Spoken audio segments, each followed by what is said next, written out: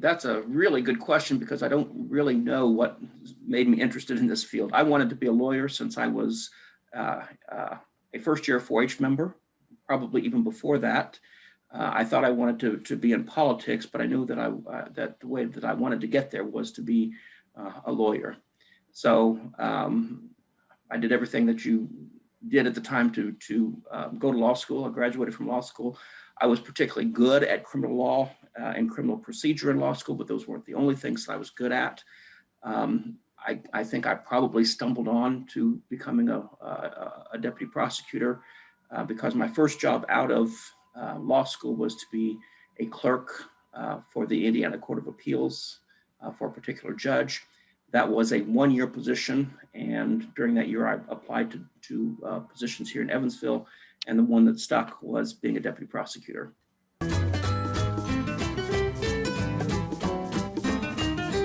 So education, obviously you need to finish high school. You have to go to college. That's a prerequisite to law school. And you have to earn a bachelor's either in arts or sciences. It doesn't make any difference, but you need a bachelor's degree. Once you have a bachelor's degree, then there are 3 more years of law school. Law school may not necessarily be the last thing that you do. And you may have other interests as well before going to law school. We had, among my classmates, we had nurses, engineers, and MBAs, among others, who went on to become lawyers in addition to careers that they had already chosen for themselves. In terms of skills, I have basically 3 skills I think that you need: language skills, formal logic skills, and people skills. And in terms of language, you need to be able to write. And I don't mean to write out longhand, but I mean to do what we used to call in school composition. Write that persuasive essay, be able to write that persuasive essay with a thesis paragraph, your argument paragraphs or support paragraphs, and a conclusion. So you need that very basic skill for law school. You also need to be able to speak well. You need to be able to speak publicly, to do prepared speeches, but also to speak extemporaneously at the spur of the moment. And finally, in terms of language, you need to be able to do research. Lawyers do a lot with written law, statutes, laws that are passed by government, but also we deal with legal precedents, how a law is interpreted. And so we have a lot of research that we need to do. In terms of formal logic, I don't know how they teach that anymore. When I was in high school, that was taught primarily through geometry, and we did a lot of geometry proofs. That is excellent skill building for formal logic.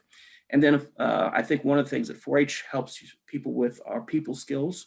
You need to be able to deal with clients, you need to be able to deal with your adversaries, and you need to be able to deal with witnesses and judges, among other people.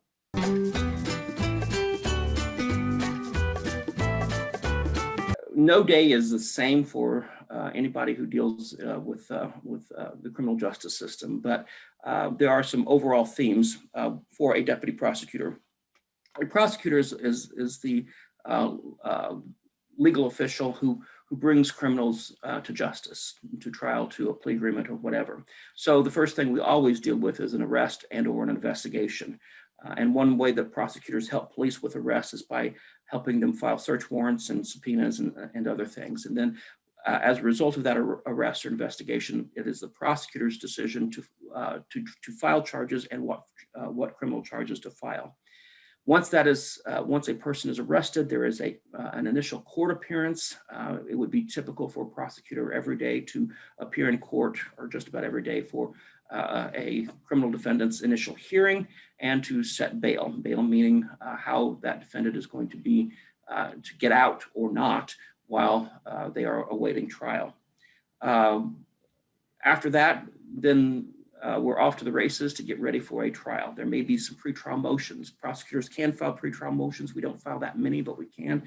I was a drug prosecutor, and so one of the motions that typically got filed in my cases was something called a motion to suppress.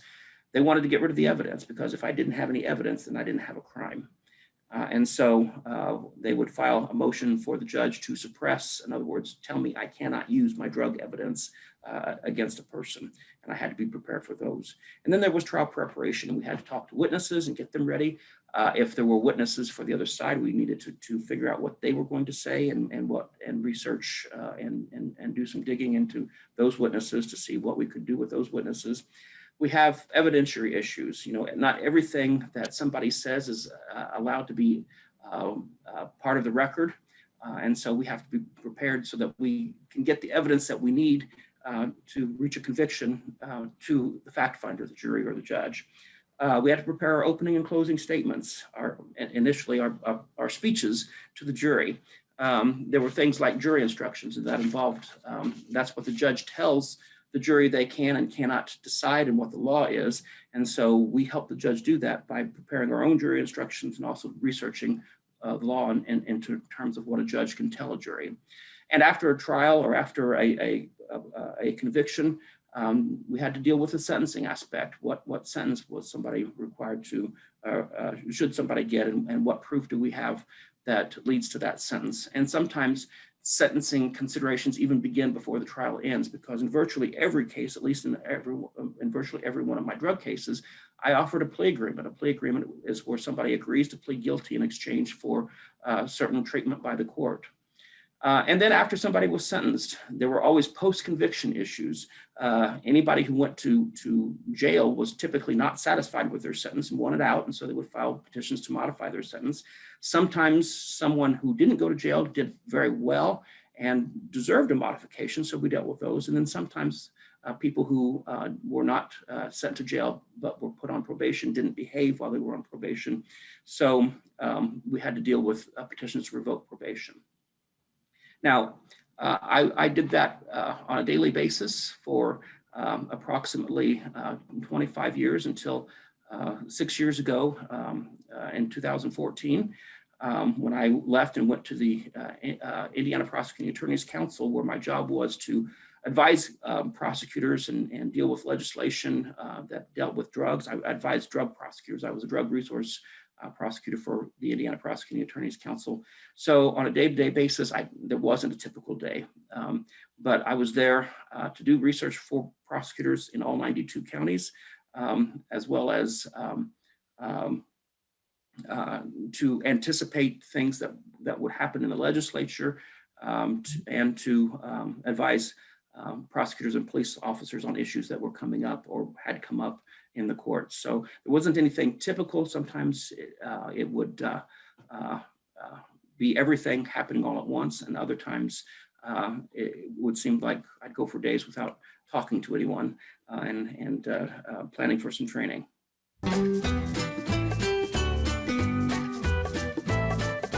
My favorite part of the job was working with police, and I didn't start doing that at first. When I first became a deputy prosecutor, it was my learning the ropes. But once I did that, once I became part of our drug prosecution unit, working with police at the start of an investigation is extremely valuable to a prosecutor. A lot of those cases never go to trial because they're well put together. So I enjoyed assisting police with helping them write their search warrants, securing subpoenas, and helping them develop charges, the evidence for charges that they wanted to file. And so even though there were some irritating parts of that, like I would get calls in the middle of the night and have to get up in the middle of the night and do some work, that was a lot of fun.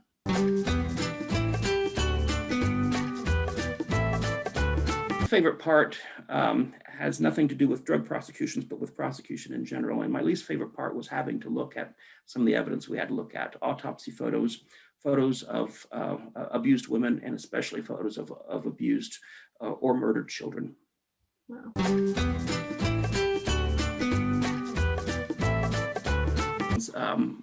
My specialty was niche criminal prosecution. There's also the other side of that, criminal defense, and criminal defense attorneys are extremely valuable to the system because they do a couple of things. They represent people who cannot afford representation. That's extremely valuable. They protect the guilty, but by protecting the guilty, they ensure that the innocent do not get wrongly convicted. And so defense attorneys are extremely valuable to the system. And quite honestly, I would prefer to have a defense attorney on the other side than someone representing themselves on the other side someone who doesn't know the law, who doesn't have the skills or the language to do it. Because if I won a case against a well-prepared defense attorney, I won that case fair and square, and it was a good conviction. If I was against a defendant who was not represented, I had to act kind of, and the judge had to act kind of as a defense attorney as well, and that's not a comfortable position for either of us.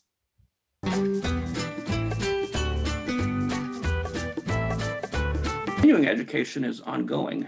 Indiana requires that you get 6 hours of continuing legal education credit every year, and every 3 years, a total of 36. So on average, 12 a year, but on a year-to-year basis, you have to get a minimum of 6 hours in. Of those 36 hours, I think 3 of those hours have to be ethics. And so that is an ongoing requirement. That is one of the interesting things that I do. I ended my 3-year period with almost 400 credit hours, but that's because I also taught. And so when you teach a continuing legal education course, you get 4 hours of credit for every hour that you teach, which is incredible. So I hope I get to continue to teach, because that's really a good way to accumulate credits. So those are the continuing education credits. Skill building is a little bit different, and I don't know that in the legal profession we do a lot of good skill building, but at the Indiana Prosecuting Attorneys Council we did a lot of skill building, and so every year we had a trial advocacy course where we actually brought in attorneys. We had 3 different levels, the first level being the most basic level. We brought in attorneys and we practiced trial skills in small, intimate groups with attorneys.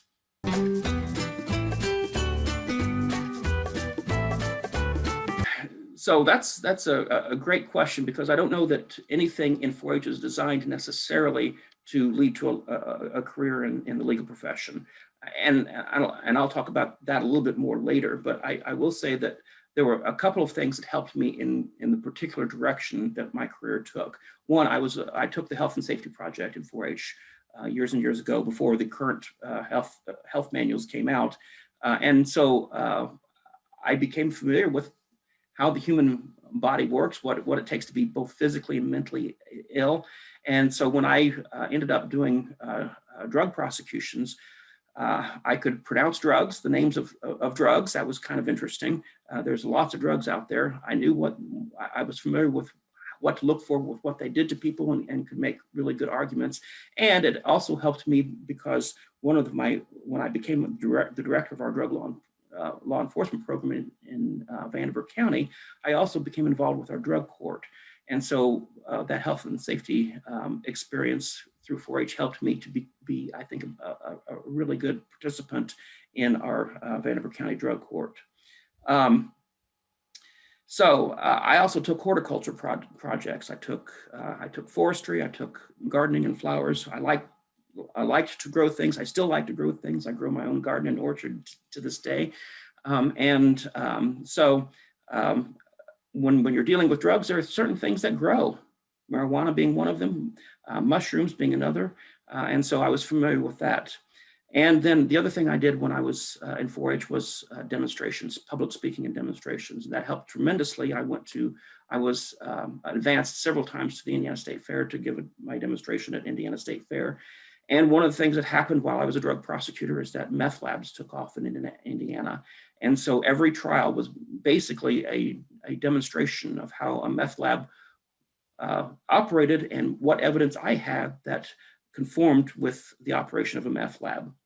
And so the interesting story I have about my 4-H skills, because I think this is important too, was that I had that connection to cooperative extension. And so we had a case very early in my career as a deputy prosecutor where A lady went on a date with some guy, ultimately my defendant.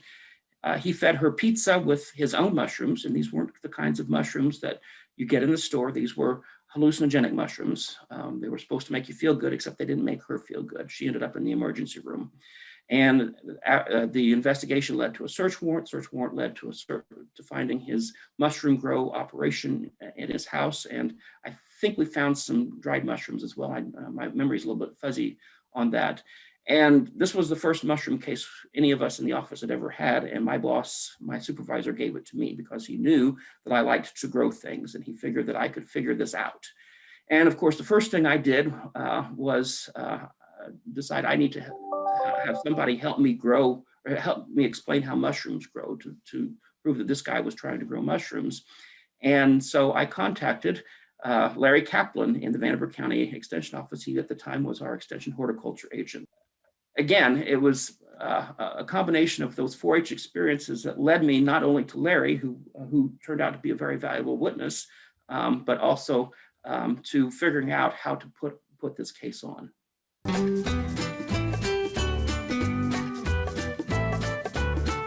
First advice is that it really doesn't matter what you study in college to become an attorney, because the law, I guess you would say, the study of law is one of what I would say is one of the last liberal arts. You can come to law from any variety of different professions. You do have to go to a 4-year undergraduate degree, but you can study anything, science, literature. What you really need to do is know how to think and know how to express yourself. So that would be my first advice. Read all the time. Read everything. It doesn't matter what you read, but read. Be well read. And then learn how to write so that you can express your thoughts. And then what I would suggest for anyone who's even remotely interested in law right now is that they do some public speaking. Do that club demonstration. Participate in the livestock judging, where you have to give reasons for your selections. Do share the fun. Participate in those 4-H public speaking contests. The experience will do you a world of good. And finally, in your 4-H club, hold an office. It doesn't have to be the president, although that's nice to be the president, but not everybody can be the president. If you're the recreation leader or the health and safety leader, that's fine too. I think one of the best offices for somebody who's really serious about going into law would be the club secretary, because that is actually a difficult office for a young person to hold, because you have a lot of things in motion during a club meeting that you have to be doing. You have to be paying attention, you have to be writing things down, and then you have to do a report on it afterwards and get it right. And so that's a really good office to hold, but any office I think is a great office if you're interested in law.